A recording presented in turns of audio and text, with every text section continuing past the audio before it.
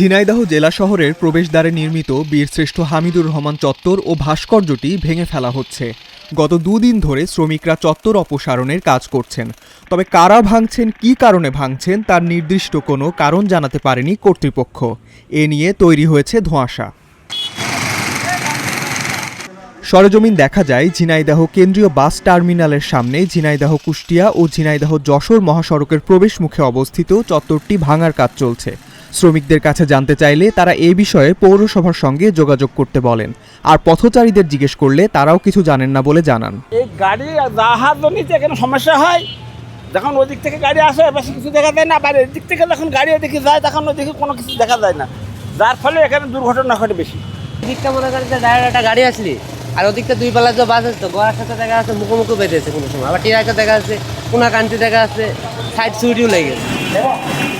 2019 সালের 26 মার্চ তৎকালীন জেলা প্রশাসক ও পৌরসভার মেয়র ভাস্কর্যের ভিত্তিপ্রস্তর স্থাপন করেন। পরে নির্মাণাধীন অবস্থায় থমকে যায় ভাস্কর্য তৈরির পুরো প্রক্রিয়া। ভাস্কর্যটি পূর্ণাঙ্গ রূপ না পাওয়ায় অযত্ন আর অবহেলায় পড়ে থাকে দীর্ঘদিন।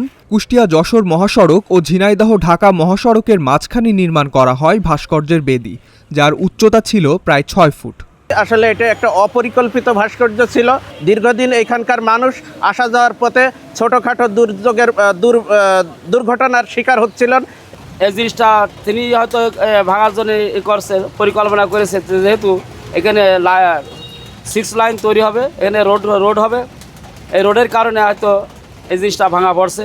তবে এভাবে ভেঙে না ফেলে ভাস্কর্যটি অন্যত্র সরিয়ে নেওয়া যেত বলে মত স্থানীয় বীর মুক্তিযোদ্ধার সন্তানদের। যে যদি এরকম হয় যে ওটি জনগণের চলাচলে বাধা সৃষ্টি করছে, সেক্ষেত্রে আমরা মনে করি যে ভাস্কর্যটি ওখান থেকে সরিয়ে অন্য কোথাও বা ওই জায়গাতেই জনগণের সমস্যা হবে না এমনভাবে হচ্ছে যে মুক্তিযুদ্ধের ভাস্কর্যটি রাখা উচিত।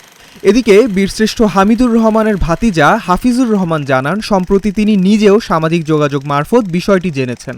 এটা অত্যন্ত দুঃখের বিষয় যে দেখলাম আজকে সেটা ভেঙে ফেলা হচ্ছে। তো আমরা এটা তীব্র নিন্দা ও প্রতিবাদ জানাচ্ছি।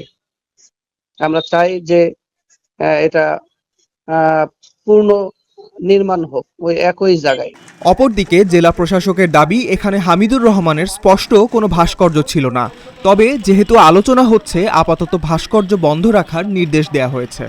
সাধারণ জনগণ এখানে প্রচুর পরিমাণে অ্যাক্সিডেন্ট হয়েছে। ইতিমধ্যে আমরা সমর্থিত সূত্রে জেনেছি যে প্রায় 2000-এর মতো অ্যাক্সিডেন্ট হয়েছে ভাই। তো যেটা ভাস্কর্য সেটা আসলে আমার কাছে মনে হয়েছে যে আমাদের তো ঝিনাইদহের সন্তান বিশিষ্ট হামিদুর রহমান, ওনার প্রতি এটা এক ধরনের অবমাননা। তো আমরা সম্পূর্ণ নতুন করে যাতে সুন্দরভাবে ওনার একটা ভাস্কর্য করা যায় এই বিষয়ে আমরা ব্যবস্থা নিয়েছি ভাই। আমরা আমাদের ওই যে শহীদ মিনারের পাশে যে চত্বরটা আছে সেখানে আমরা খুব দ্রুতই ওনার একটা ভাস্কর্য করব।